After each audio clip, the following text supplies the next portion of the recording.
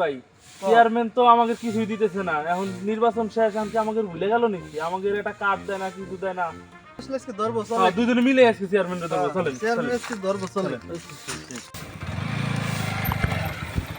Chairman এসে চলেন, chairman চলে ধরি।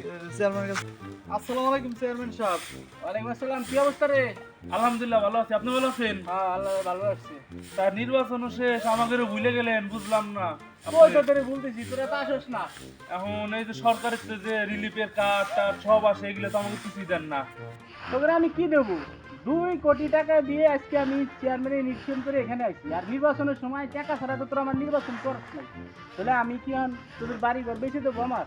হ্যাঁ, আমার আর কিছু দরকার নেই। ও তাহলে এখন ভুলে গেলেন, নির্বাচন তো আরো আসবেন, আসবেন না? তখন আমরা দেখবানি। তাহলে সামনে তো নির্বাচন আরো আছে, দেখা যাবে না সেই সময়। সমস্যা নাই রে, এই দেশে টাকা ছাড়া কোনো লোক কাজ করতেছে না, আমি ও টাকা দিয়ে চেয়ারম্যান হবো। আচ্ছা ঠিক আছে, সামনের বছর দেখবানি, আচ্ছা। নির্বাচন আসছে না, দেখা যাবে না। যাও, ভালো থাকবে, আল্লাহ হাফেজ। আচ্ছা শুরু করে আসেন। হ্যাঁ, সারা ভোট দিবেন না, আবার আসিল আমার কাছে কাট নেওয়ার জন্য। তখন তো লক্ষ লক্ষ টাকা খাইছে বসি, এখন একটা কথা বলছি।